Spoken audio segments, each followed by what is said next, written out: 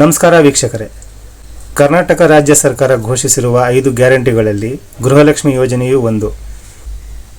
ಈ ಯೋಜನೆಯಿಂದ ಹಲವಾರು ಮಹಿಳೆಯರಿಗೆ ಅವರ ಅಕೌಂಟಿಗೆ ಇದುವರೆಗೂ ಹಣ ಜಮಾ ಆಗಿಲ್ಲ. ಅದಕ್ಕೆ ಸೂಕ್ತ ಕಾರಣವನ್ನು ತಿಳ್ಕೊಳ್ಬೇಕಾಗತ್ತೆ. ನೀವು ನಿಮ್ಮ ರೇಷನ್ ಕಾರ್ಡ್ನ ತಗೊಂಡು ಬೆಂಗಳೂರಿಗೆ ಹೋಗಿ ವಿಚಾರಿಸ್ರಿ. ಅವರು ಅದಕ್ಕೆ ಯಾವ ಕಾರಣಕ್ಕೋಸ್ಕರ ನಿಮಗೆ ಹಣ ಬಂದಿಲ್ಲ ಅನ್ನೋದು ಅವರು ತಿಳಿಸ್ಕೊಡ್ತಾರೆ. ಅಕಸ್ಮಾತ್ ಅದರಲ್ಲಿ ನೀವು GST ಟ್ಯಾಕ್ಸ್ ಪೇಯರ್ ಅಂತ ಹೇಳ್ಬಿಟ್ಟು ಅವರು ರಿಜೆಕ್ಟ್ ಮಾಡಿದರೆ, ನೀವೇನಾದರೂ GST ಟ್ಯಾಕ್ಸ್ ಪೇ ಮಾಡ್ತಾ ಇಲ್ಲ ಅನ್ನೋದಾದರೆ, ನೀವು ನಿಮ್ಮ ಮೊಬೈಲ್ನಲ್ಲಿ ಗೂಗಲ್ ಕ್ರೋಮ್ ಓಪನ್ ಮಾಡಿ GST ಪೋರ್ಟಲ್ ಅಂತ ಟೈಪ್ ಮಾಡಿ ಸರ್ಚ್ ಮಾಡಿದರೆ ಈ ರೀತಿ ಇಂಟರ್ಫೇಸ್ ಓಪನ್ ಆಗುತ್ತೆ. ಇದರಲ್ಲಿ ಬಲಗಡೆ 3 ಲೈನ್ಸ್ ಕಾಣಿಸುತ್ತೆ, ಅದ್ರ ಮೇಲೆ ಕ್ಲಿಕ್ ಮಾಡಿ. ಆಗ ನೀವು ಇಲ್ಲಿ ಸರ್ಚ್ ಟ್ಯಾಕ್ಸ್ ಪೇಯರ್ ಮೇಲೆ ಕ್ಲಿಕ್ ಮಾಡಿದ್ರೆ ಇನ್ನೂ ಸ್ವಲ್ಪ ಆಪ್ಷನ್ಗಳು ಬರ್ತವೆ. ಇದರಲ್ಲಿ ನೀವು ಸರ್ಚ್ ಬೈ ಪಾನ್ ಮೇಲೆ ಕ್ಲಿಕ್ ಮಾಡಿ. ಈ ಬಾಕ್ಸ್ ಒಳಗಡೆ ನೀವು ನಿಮ್ಮ ಪಾನ್ ಕಾರ್ಡ್ ನಂಬರ್ನ ಎಂಟ್ರ್ ಮಾಡಬೇಕಾಗತ್ತೆ. ಈಗ ನಾನು ನಂದೇ ಪಾನ್ ನಂಬರ್ನ ಎಂಟ್ರ್ ಮಾಡಿ ನಿಮಗೆ ತೋರಿಸ್ತಾ ಇದ್ದೀನಿ. ಪಾನ್ ಕಾರ್ಡ್ ನಂಬರ್ ಎಂಟ್ರ್ ಮಾಡಿದ ಮೇಲೆ ಇಲ್ಲಿ ಕೆಳಗಡೆ ಇನ್ನೊಂದು ಬಾಕ್ಸ್ ಓಪನ್ ಆಗುತ್ತೆ.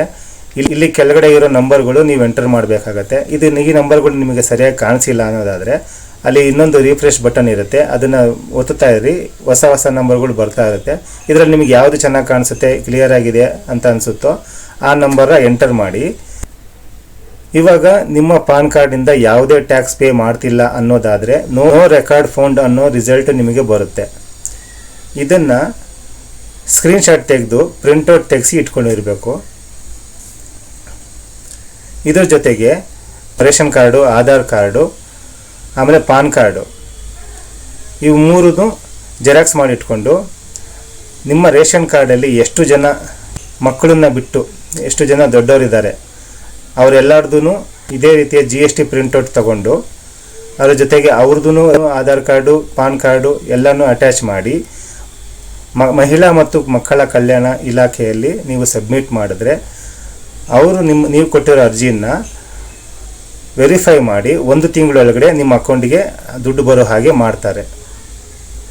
ಈ ಮಾಹಿತಿ ನಿಮಗೆ ಇಷ್ಟ ಆದರೆ ನನ್ನ ಚಾನಲ್ನ ಸಬ್ಸ್ಕ್ರೈಬ್ ಮಾಡ್ಕೊಳ್ಳಿ, ಪಕ್ಕದಲ್ಲಿರೋ ಬೆಲ್ ಐಕನ್ನ ಕ್ಲಿಕ್ ಮಾಡಿ, ಸ್ನೇಹಿತರಿಗೆಲ್ಲ ಶೇರ್ ಮಾಡಿ. ಧನ್ಯವಾದಗಳು.